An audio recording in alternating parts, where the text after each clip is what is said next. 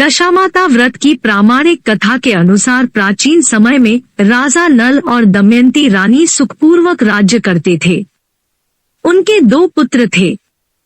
उनके राज्य में प्रजा सुखी और संपन्न थी। एक दिन की बात है कि उस दिन होली दशा थी। एक ब्राह्मणी राजमहल में आई और रानी से कहा, दशा का डोरा ले लो।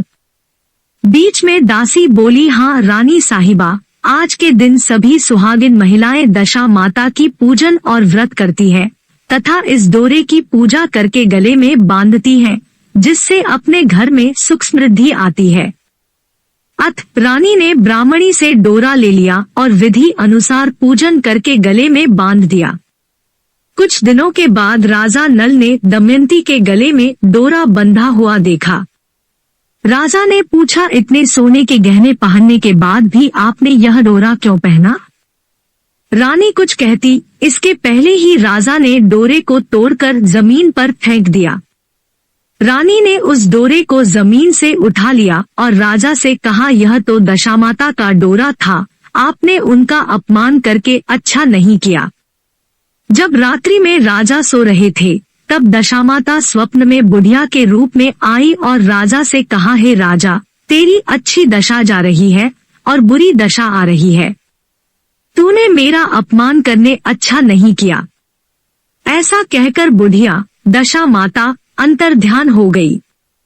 अब जैसे तैसे दिन बीतते गए, वैसे वैसे कुछ ही दिनों में राजा के ठाट बाट, हाथी घोड़े, लावलश्कर, धन धान्य, सुख शांति सब कुछ नष्ट होने लगे। अब तो भूखे मरने का समय तक आ गया। एक दिन राजा ने दमयंती से कहा, तुम अपने दोनों बच्चों को लेकर अपने मायके चली जाओ। रानी ने कहा, मैं आपको छोड़कर कहीं नहीं जाऊंगी। जिस प्रकार आप रहेंगे उसी प्रकार मैं भी आपके साथ रहूंगी।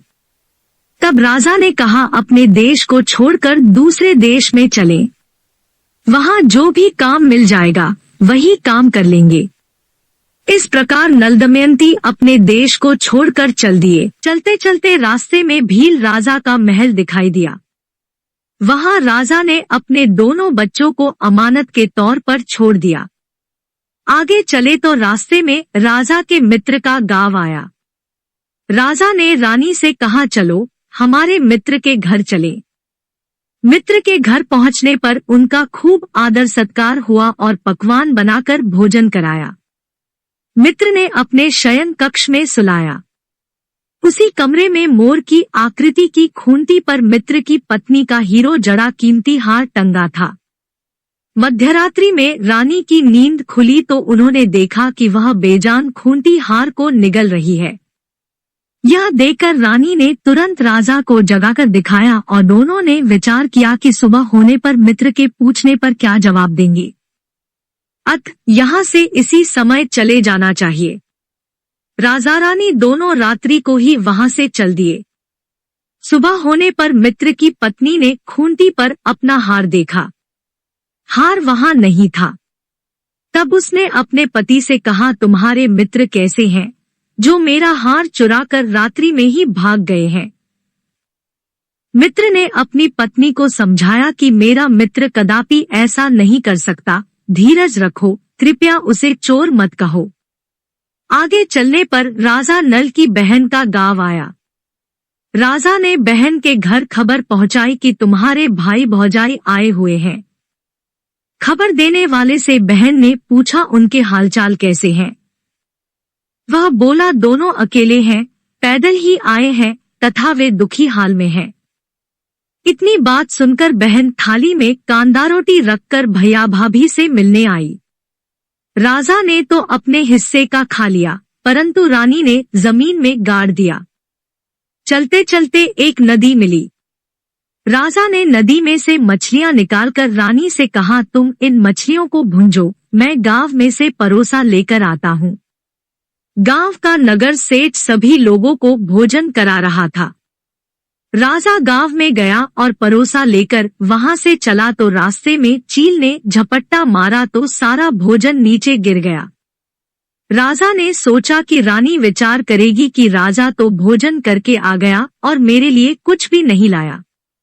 उधर रानी मछलियां भूंजने लगी तो दुर्भाग्य से सभी मछलियां जीवित होकर नदी में चली गई। रानी उदास होकर सोचने लगी कि राजा पूछेंगे और सोचेंगे कि सारी मछलियां खुद खा गई। जब राजा आए तो मन ही मन समझ गए और वहां से आगे चल दिए। चलते चलते रानी के मायके का गांव आया।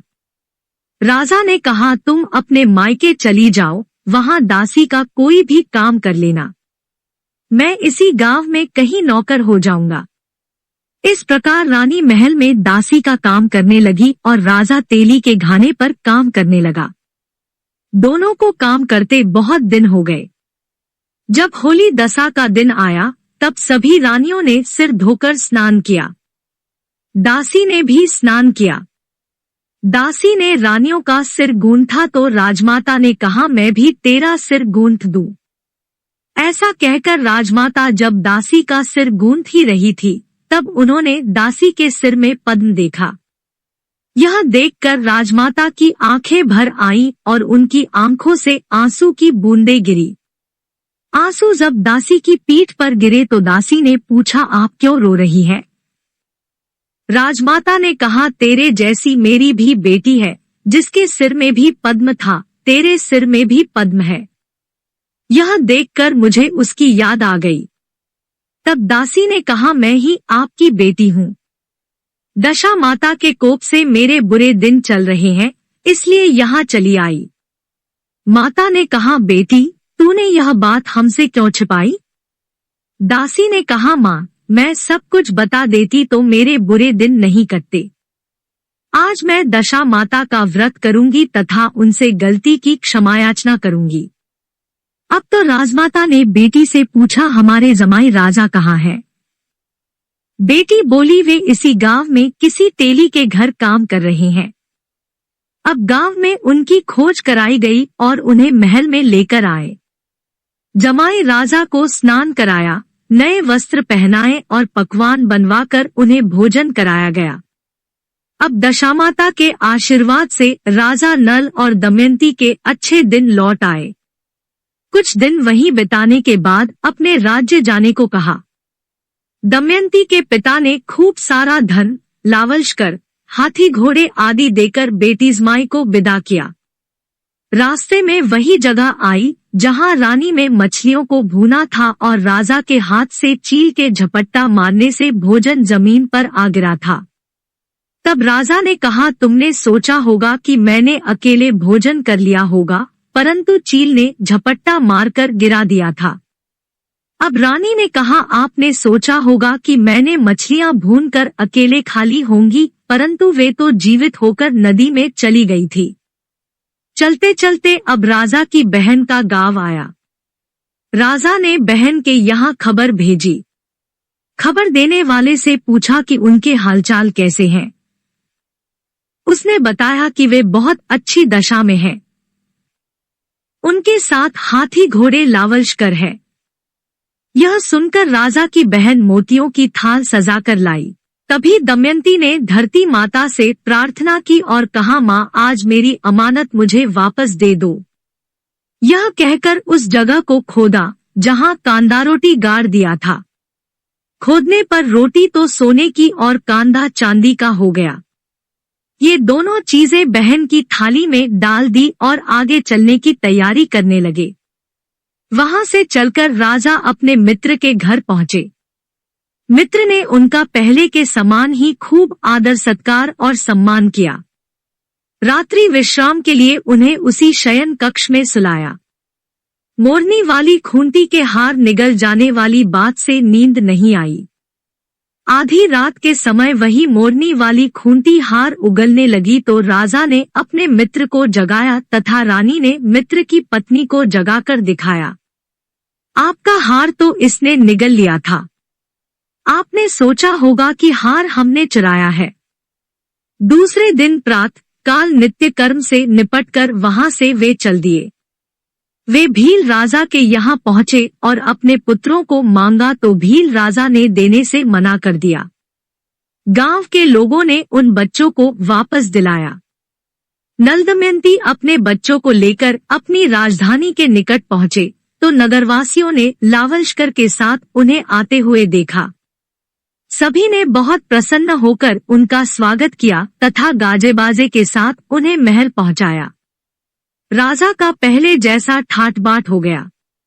राजा नल दमयंती पर दशा माता ने पहले कोप किया, ऐसी किसी पर मत करना, और बाद में जैसी कृपा करी वैसी सब पर करना। यदि आप ऐसे ही कहानियों को पसंद करते हैं तो कृपया आप मेरे YouTube चैनल कहानियां विद सीमा को सब्सक्राइब, लाइक एंड अपने दोस्तों के साथ शेयर करें। धन्यवाद।